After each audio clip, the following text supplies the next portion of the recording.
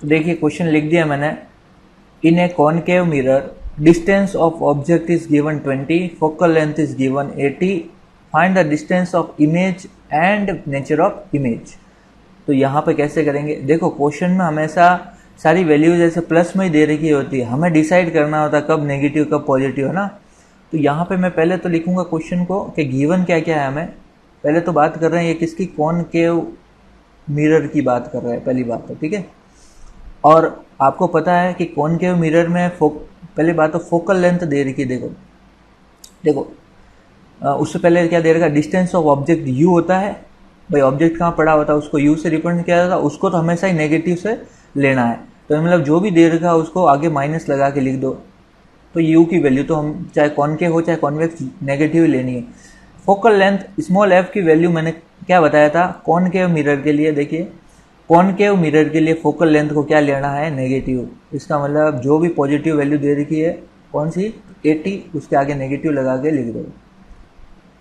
अब हमें क्या क्या निकालना क्या है यहाँ पे ये लिख देता हूँ, ठीक है। फाइंड करना है एक तो इमेज, डिस्टेंस ऑफ इमेज मतलब v की वैल्यू, और एक नेचर। तो अब लगाते हैं मिरर फॉर्मूला। मिरर फॉर्मूला वो क्या है, 1/f equal to 1/v plus 1/u। तो साइन के साथ रखेंगे वैल्यू को, ये हो जाएगा 1/-80 इक्वल टू v तो निकालना है प्लस u की वैल्यू बोलोगे थी -20। यहाँ से देखना 1/v को इधर ही रखता हूँ, इसको इधर लाता हूँ, तो ये माइनस का 180 पड़ा है और ये माइनस का इधर आके क्या हो गया प्लस का 120। और देखो ये माइनस इधर जाके प्लस के साथ जुड़ के माइनस हो जाएगा, मल्टीप्लाई हो गया, और ये माइनस इधर आके प्लस हो गया और इधर क्या पड़ गया 1/v। एलसीएम ले लो, एलसीएम 80 आ जाएगा, ये ऊपर हो गया -1 प्लस एलसीएम देखो इसको काटेंगे तो 4 टाइम्स जाएगा, ये हो गया 1/v। तो यहाँ पे मैं उलट के लिख रहा हूँ 1/v की वैल्यू हो जाएगी 3/80। तो ये हो गया 3v is equal to cross multiply कर रहा हूँ और v की वैल्यू आ गई 80/3, ठीक है। तो v की वैल्यू हमने निकाल दी 80/3 सेंटीमीटर, ठीक है। एक तो आंसर आ गया अपना। अब नेचर की बात करें कि नेचर क्या होगा इमेज का, तो हमने डिस्टेंस और इमेज की डिस्टेंस निकाल दी, v एक्चुअली इमेज की डिस्टेंस है ये, तो एक तो आंसर आ गया। अब नेचर की बात करें तो उसके लिए हमें मैग्नीफिकेशन चाहिए, ताकि हम देखो यहाँ पे मैग्नीफिकेशन से हम नेचर डिसाइड कर सकते हैं, पॉजिटिव आएगा तो ऐसा, नेगेटिव आएगा तो ऐसा, ठीक है। तो यहाँ पे देखो कैसे करेंगे, हमें पता है कि मैग्नीफिकेशन होता है -v/u, फॉर्मूला पता है। तो यहाँ पे रख लेते हैं v की वैल्यू, तो देखिए माइनस तो ऑलरेडी पड़ा है, v हमारे पास आया है 80/3 और u विद साइन लेना है ना, u क्या है -20, ये कट गया और ये इसको भी काट लो 004, तो ये आया 4/3। एक्चुअली में यहाँ पे कहीं ना कहीं ग्रेटर देन 1 वैल्यू आएगी, तो m की वैल्यू एक तो आ रही है पॉजिटिव और ग्रेटर देन 1, तो यहाँ से हम क्या कंक्लूड निकाल लेंगे, ग्रेटर देन 1 का मतलब तो n लार्ज होगी, ठीक है, क्या होगी n लार्ज, बड़ी होगी इमेज। और पॉजिटिव का मतलब क्या हुआ, देखो यहाँ पे आप पीछे, पॉजिटिव का मतलब वर्चुअल और इरेक्टेड होगी आपकी इमेज। तो यहाँ पे लिख देते हैं वर्चुअल और इरेक्टेड। अगर आपको इस समझ में आया पॉजिटिव से ये कैसा आता है, तब रटने की जरूरत नहीं है, मैंने पूरा समझाया आपको। तो ये क्वेश्चन 1 हो गया, ठीक है। इमेज हमने ये नेचर लिख दिया आपका, ठीक है, नेचर हो गया ये। एक और क्वेश्चन करते हैं, ये कॉनकेव का हो गया, कॉन्वेक्स का करते हैं, देखिए। ओके, तो क्वेश्चन नंबर 2 देखिए क्या है, an object is placed at the distance of 10 centimetre from convex mirror. तो ये कॉन्वेक्स मिरर की बात कर रहा है अभी, और फोकल लेंथ, जिसका फोकल लेंथ क्या दे रखा 15 centimetre. Find the position and nature of image, वही काम करना जो इससे पहले क्वेश्चन में किया था। तो सबसे पहले तो क्या क्या गिवन है लिख लेते हैं, गिवन क्या क्या है। गिवन एक तो ये है कि place object is place at the distance of 10 centimetre, इसका मतलब u की वैल्यू दे रखी है।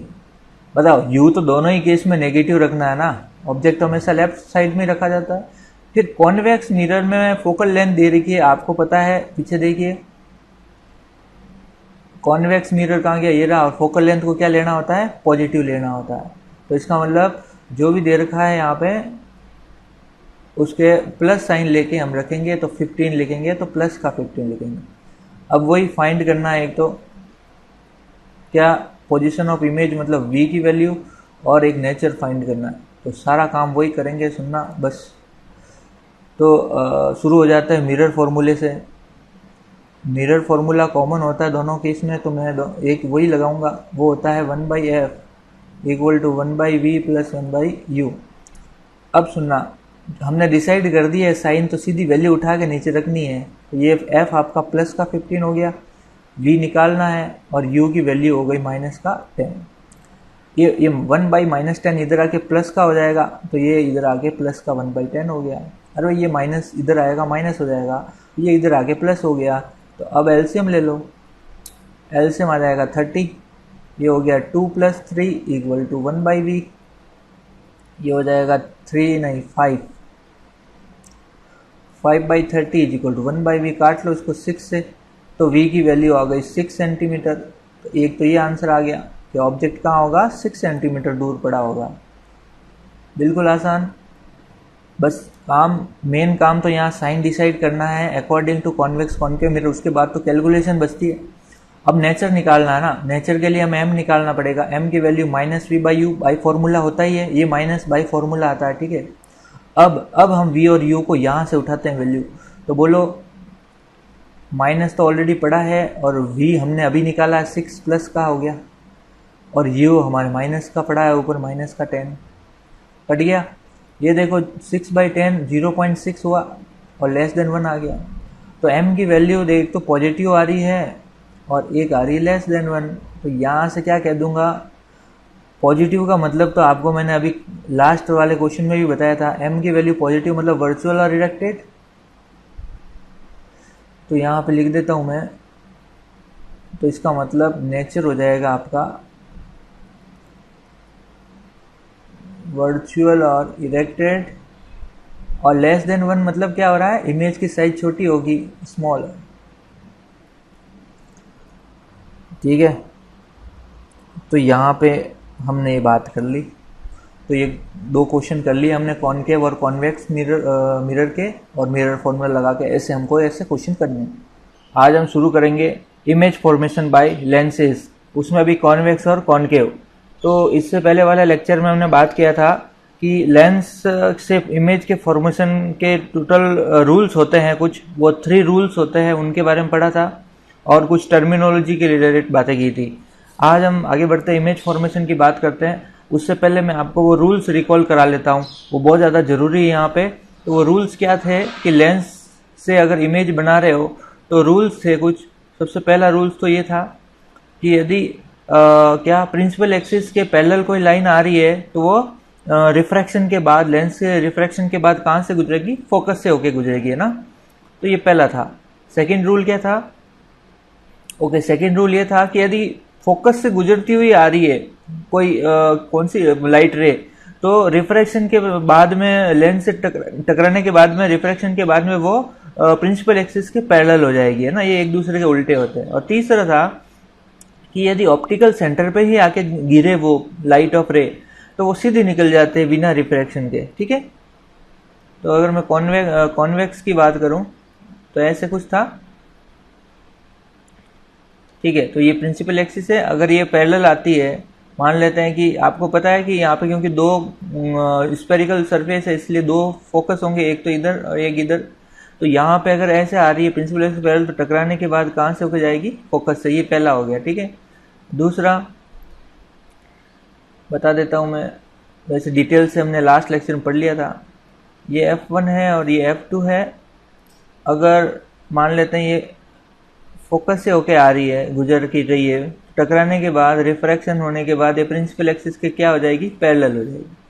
तीसरा, ऑप्टिकल सेंटर बताया ना कहाँ होता है, ऑप्टिकल सेंटर एकदम मिड पॉइंट पे होता है यहाँ पे, ठीक है। ये ऑप्टिकल सेंटर होता है। तो यहाँ पे अगर आगे गिरे लाइट, तो सीधे निकल जाते बिना रिफ्रैक्ट हुए। ये 3 रूल हैं। तो अब इनको यूज करके इमेज फॉर्मेशन देखते हैं। कॉन्वेक्स लेंस पहले देखेंगे, फिर कॉनकेव। तो कॉन्वेक्स में टोटल 6 वही 6 केसेस है, उनको अलग अलग डिस्कस करेंगे। तो मैं बता देता हूँ, मिरर में जो हमने पढ़ा था ना इमेज फॉर्मेशन, बिल्कुल सिमिलर है यहाँ पे भी।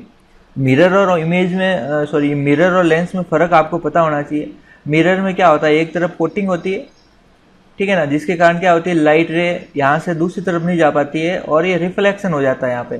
जबकि लेंस जो होता है वो ट्रांसपेरेंट कांच होता है, पीस होता है, जिसके कारण जो लाइट रे आती है वो इसको अंदर से चली जाती है, जिसके कारण यहाँ पे डेविएशन होता है, क्योंकि मीडियम में डिफरेंस आया इसलिए यहाँ पे रिफ्रैक्शन होता है।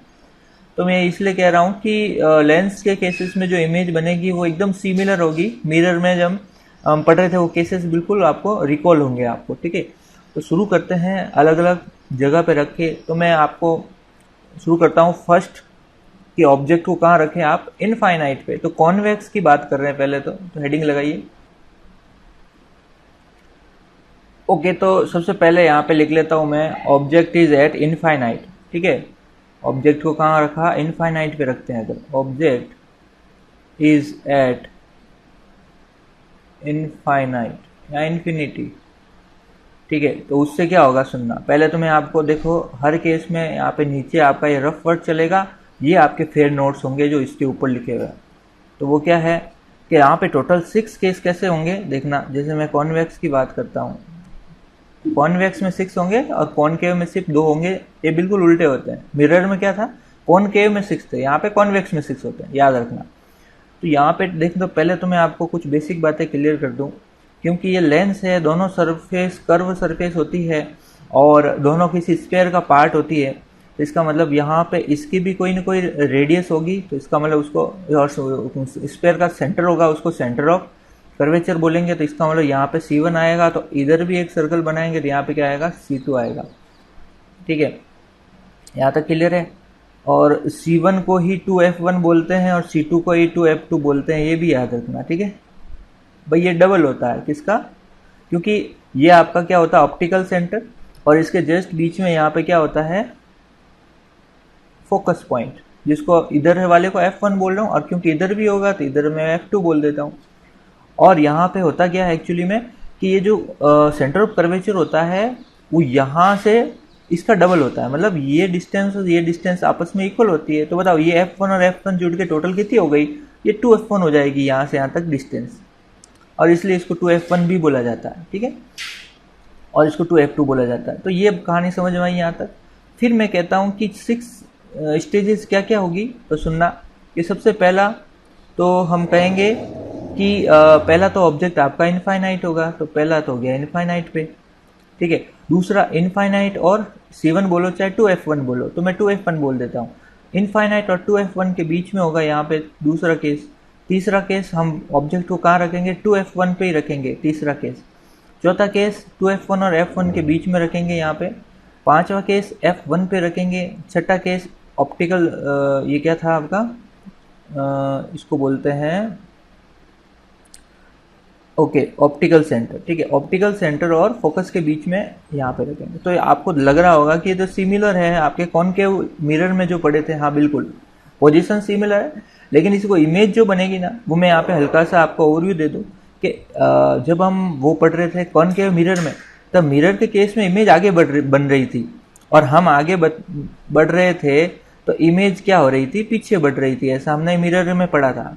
लेकिन यहाँ पे क्योंकि ट्रांसपेरेंट पीस है, तो हम इधर से ऑब्जेक्ट लाएंगे तो इमेज इसके राइट में बनेगी। कहाँ बनेगी, राइट में। अब एक केस आएगा, ये 6 एक्सेप्शन है जिसमें इमेज लेफ्ट में बनती है, वो हम डिटेल से पढ़ेंगे। लेकिन यहाँ पे ट्रांसपेरेंट की वजह से इमेज राइट पे बनेगी। तो इस वजह से जैसे जैसे मैं ऑब्जेक्ट को आगे खिसकाता चलूंगा, इमेज भी आपकी इधर बढ़ती जाएगी, दूर चली जाएगी, ठीक है। ओके यहाँ पे। और याद रखना कि लेंस के केस में राइट साइड में जब आपकी इमेज बनेगी तो हमेशा इमेज होगी आपकी रियल। मिरर का उल्टा है, मिरर में इधर क्या थी आपकी, रियल नहीं थी, ठीक है, इधर बनती है रियल। ओके ठीक है। और यहाँ पे बनेगी वर्चुअल। अगर इमेज लेफ्ट साइड लेंस के बनती है तो इसको बोलते हैं वर्चुअल। लेकिन मिरर में उल्टा था, मिरर में इधर बनती थी हम रियल बोलते थे, इधर बनती थी उसको क्या बोलते थे, वर्चुअल। क्योंकि मुझे पता है कि मिरर के केस में आगे तो जा ही नहीं सकते क्योंकि वो लेप लगा होता था, इसलिए वर्चुअल होती थी। और यहाँ पे ट्रांसपेरेंट है, इधर बन रहा है इसलिए वर्चुअल होगी, बस इतना सा ध्यान रखना है। तो ये फिक्स है, तो मैं कुछ टर्मिनोलॉजी जो फिक्स है उनको पहले ही बता दूं, है ना, कि ये सारे हम रिपीट करेंगे हर एक केस में। तो ऐसा हुआ कि इधर बनेगी अगर इमेज तो रियल, और इधर बनेगी तो वर्चुअल हमेशा ही, और अगर नीचे बनेगी तो इन्वर्टेड, और ऊपर बनेगी तो इरेक्टिव। ये तो हमें पता है पहले से, तो इतनी सी बातें हैं। तो इनको अब शुरू करते हैं। तो देखो कैसे, सबसे पहला केस क्या है, देखो ऊपर, when object it has infinity. Infinity पे होगी तो आपको पता है इन्फिनिटी से आने वाली लाइट्स जो है वो आपस में पैरेलल होती है, ठीक है ना, आपस में पैरेलल होती है ना, कोई जरूरी नहीं है कि प्रिंसिपल एक्सिस के पैरेलल हो, ठीक है। तो आपस में पैरेलल होती है, तो इसका मतलब ये देखो पैरेलल रेज आ रही है, तो ये पैरेलल रेज टकराने के बाद कहाँ से गुजरेगी, फोकस पॉइंट से गुजरेगी, ठीक है। तो फोकस पॉइंट से, तो ऐसा भी हो सकता है इसका डायग्राम, देखो एक तो ये डायग्राम है और दूसरा डायग्राम मैं बनाऊं यहाँ पे, दोनों सही, आपको जो ठीक लगे वो बनाना। जैसे कि ये भी आपका कॉन्वेक्स लेंस है और ये आपका मान लेते हैं प्रिंसिपल एक्सिस है, ठीक है। ओके, तो ये आ गया आपका 2f1 और ये f1 और ये f2 हो गया इधर, और इसको मान लेते हैं 2f2। अब मान लो कि लाइट रे कैसे आई, देखो ऑप्टिकल सेंटर पे गिरेगी तो रूल 3 क्या कहता है, सीधी निकल जाएगी, ये देखो सीधी निकल गई, ठीक है। तो एक रे तो ऐसे निकाल दो, 2 रे मिनिमम होनी चाहिए आपकी इमेज बनाने के लिए, और दूसरी रे ऐसे निकाल लो कि आपकी रे आ रही है किस पे, फोकस पॉइंट से होके गुजर रही है। तो आपको पता है कि जब फोकस पॉइंट से होके गुजरती है तो फिर टकराने के बाद, रिफ्रैक्ट होने के बाद वो प्रिंसिपल एक्सिस के पैरेलल हो जाएगी, तो इसका मतलब ये ऐसे चली जाएगी, ठीक है। तो ये थोड़ा रफ डायग्राम है, तो वापस बनाता हूँ मैं, देखो थोड़ा सा, ये ऐसे चली जाएगी, देखना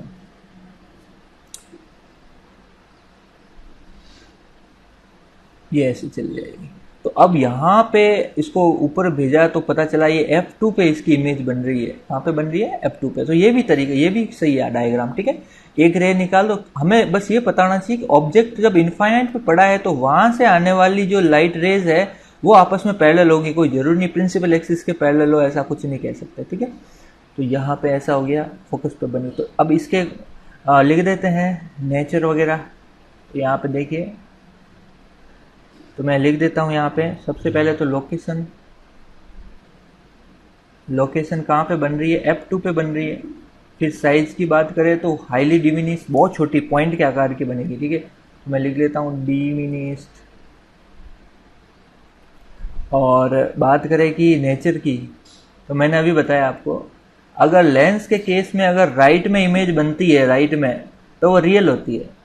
और यहाँ पे देखिए उल्टी बन रही, नीचे बन रही है ना इमेज, देखो इसका एरो किधर जाएगा, नीचे, यहाँ प्रिंसिपल एक्सिस के नीचे ही तो कट मारा है, यहाँ पे कट कहाँ हुआ, नीचे ना, तो उल्टी बनेगी। तो पहली बात है रियल तो हमें समझ में आता है, और उल्टी भी अभी समझ में आ गया, इन्वर्टेड क्योंकि नीचे बन रही है, तो ये हो गया इन्वर्टेड।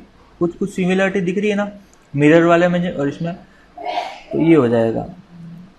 तो ये खत्म होता है कि ऑब्जेक्ट जब इन्फिनिटी पे होगा तब ये दो डायग्राम में से कोई सा भी एग्जाम में बना के आ जाना, मेरे को ये ज़्यादा प्रिफर करता हूँ, ये अच्छा है, कंसेप्ट क्लियर होता है इसमें। तो F2 पे बनेगा highly diminish and real inverted. आगे बढ़ते हैं। अब मैंने क्या बोला, देखो इधर पहला केस हो गया जब इनफाइनाइट पे रखा हमने। अब दूसरा केस जब आप इनफाइनाइट और 2f1 के बीच में रख रहे हो ना ऑब्जेक्ट को, इसका मतलब देखिए यहाँ पे हमने रख लिया, ये रहा 2f1 और ये कहीं इनफाइनाइट होगा, तो यहाँ पे लिख दीजिए object is placed between infinite and 2f1, ठीक है। सेम केस चल रहे हैं हम जो कॉनकेव के मिरर में लिए थे ना। तो यहाँ पे देखना, पहले मैं रफली समझा देता हूँ। जैसे कि आपका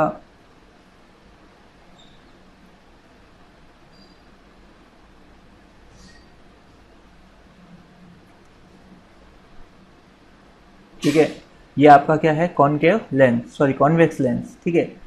ओके, सारे केसेस कॉन्वेक्स के ही ले रहे हैं हम, कॉनकेव का बाद में देखेंगे। तो यहाँ पे फटाफट बोलते चलो, ये और ये, अगर इसका सही में फेयर डायग्राम बनाना है तो आप क्या करोगे, यहाँ पे सही में एक पार्ट होगा स्पेयर का, उसका कहीं ना कहीं 2f1 पे सेंटर आएगा, एकदम सिमिलर बनाना, फिर यहाँ पे वैसे कट करना, उसका भी कोई सेंटर आएगा, उसका जस्ट हाफ कर देना f1, ये f2 हो जाएगा। फिर जब आप फेयर डायग्राम बनाओगे तो एकदम फिक्स्ड, जैसे यहाँ पे ये बना हुआ है ना, उसी तरह आपकी इमेज बनेगी एक टाइम, ठीक है ना। तो यहाँ पे लिख देते हैं, ये हो गया F1 F2 2F2, और हम कहाँ रख रहे हैं 2F2 और इनफाइनाइट के बीच में ऑब्जेक्ट को रख रहे हैं यहाँ पे, ठीक है। तो अब सुनना, अब देखो यहाँ ऊपर कैसे दे रखा है, उस हिसाब से बढ़ेंगे। तो एक तो आप क्या करो, एक तो निकाल लो प्रिंसिपल एक्सिस, दो ही चाहिए ना, एक तो प्रिंसिपल एक्सिस के पैरेलल चली, तो कहाँ से चली जाएगी, फोकस से चली जाएगी। तो फोकस से मैंने गुजार ली, तो देखिए यहाँ पे ये फोकस से गुजार ली मैंने, ये ठीक है। और दूसरी मैं ऑप्टिकल सेंटर से गुजार सकता हूँ, तो इन्होंने गुजारा, मैंने भी ऐसे ही कर लेता हूँ। बाकी अब क्या ऑप्शन है, F1 से गुजार लो, ताकि वो ऐसे चली जाएगी, कहाँ से, पैरेलल हो जाएगी प्रिंसिपल एक्सिस के, ठीक है। तो जैसे ऊपर बोला है तो वैसे मैं कर लेता हूँ, तो देखो कैसे,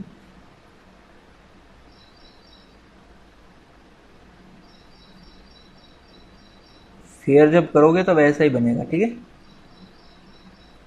एक तो आपने प्रिंसिपल एक्सिस के पैरेलल बनाई तो ये फोकस से होके गुजर गई, और एक आपने ऑप्टिकल सेंटर पे गिराई तो सीधी निकल गई, और यहाँ पे कट लगा, और इस कट को देखें तो ये कहाँ पे इसकी पोजीशन, ये है आपकी F2 और 2F2 के बीच में, यहाँ पे बना 2F2 और 2 के बीच में। तो यहाँ पे भी ऐसा ही हुआ, इन दोनों के बीच में रखा, ये एक आया, ये चला गया, फिर ऐसे चला गया, और ये कट लगा। देखो ये F2 इधर है, 2F2 इधर, इनके बीच में कहीं बन रहा है ना। ओके, यहाँ तक क्लियर है। तो इसका मतलब यहाँ पे बात कर लेते हैं कि क्या क्या कॉन्फ़िगरेशन होगी इसकी। तो यहाँ पे लिख देते हैं कि लोकेशन तो इसकी हो जाएगी कहाँ पे, और आपको पता चल रहा है कि जब इनफाइनाइट पे था तब आपको इमेज बनी थी F2 पे। अब जैसे आगे बढ़ा रहा हूँ तो इमेज भी आगे बढ़ रही है, देखो F2 के बाद में कहाँ बनेगी, F2 और 2F2 के बीच में। अब बताओ अगला क्या हो जाएगा, 2F2 पे रखूंगा तो इसके जस्ट बाद में कौन है, 2F2 बनेगी।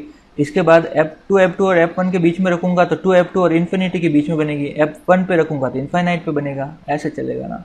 लोकेशन हो जाएगी इसकी between F2 and 2F2। Size हो जाएगी इसकी, साइज छोटी होगी इसकी, स्मॉल, ठीक है। फिर बात करें इसकी नेचर की, तो नेचर देखिए, देखो पहली बात तो नेचर की बात करें तो नीचे बन रहा है तो इन्वर्टेड, और राइट साइड में बन रहा है तो क्या हो जाएगा, रियल। तो रियल और इन्वर्टेड, ठीक है। कहानी यहाँ तक, आगे बढ़े। अगला स्टेप, अगला पोजीशन हो जाएगा F2 पे रख देंगे हम ऑब्जेक्ट को, ठीक है। तो यहाँ पे थर्ड देखिए, object is eight 2F1, 2F1 या फिर C2 उस पर रखा हुआ है, तो ठीक है। तो यहाँ पे देखिए कैसे हो जाएगा काम।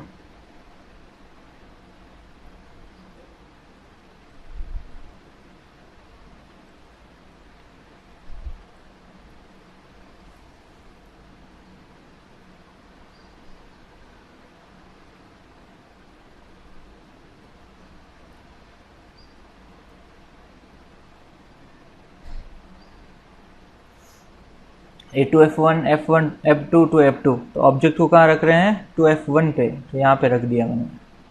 आपको पता है वैसे इमेज कहाँ बनेगी, 2F2 पे ही बनेगी ना।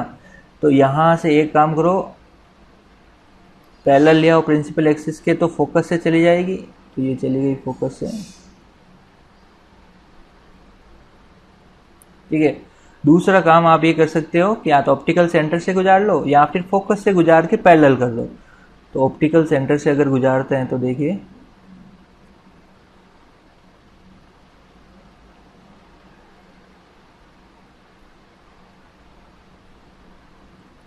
ऑप्टिकल सेंटर से गुजारेंगे तो सीधी चली जाएगी, और पैरेलल आई थी तो फोकस से गुजर गई। ये पॉइंट आएगा यहाँ पे, और ये एकदम कहाँ पे आएगा, 2F2 पे आएगा, मिलेगा अगर ऊपर बढ़ाएंगे इसको तो ये ऐसे इमेज बनती है। यहाँ पे देख सकते हैं, ये ऐसा ही F2 से चली गई, ऑप्टिकल सेंटर से गुजारी तो ऐसे कट गई। और इसके मैं फेयर डायग्राम आपको एक सेपरेट वीडियो में बताऊंगा कि इसको फेयर कैसे करते हैं, बिल्कुल एग्जैक्ट आएगा आपका F2 F2 पे। ये तो रफ डायग्राम है, फिर भी बताऊंगा मैं एक वीडियो में, ठीक है। तो यहाँ पे ऐसे हुआ और ये ऑप्टिकल सेंटर से तो यहाँ पे कट किया, उसके ऊपर बढ़ा, F2 पे इमेज बन गई। तो वही इसकी कन्फिग्रेशन लिख लेते हैं कि लोकेशन तो हो जाएगी F2 पे और साइज हो जाएगी सेम।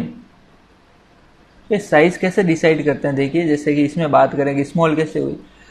जब तक हम F2 से पीछे हैं अपना ऑब्जेक्ट कॉन्वेक्स में, जब तक हम F2 से पीछे हैं तो हमेशा आपकी इमेज जो है वो ऑब्जेक्ट से छोटी बनेगी, और जैसे ही हम F2 पे आ जाएंगे तो इमेज सेम हो जाएगी, और F2 के आगे जैसे ही बढ़ेंगे हम तो अभी आपकी इमेज बड़ी बनने लगेगी। बात समझ में आई? F2 से पहले जब ऑब्जेक्ट होता है तब इमेज छोटी बनती है, F2 पे सेम बनती है इमेज, और F2 के आगे जब ऑब्जेक्ट को रखते चलेंगे तो इमेज बड़ी बनती जाएगी।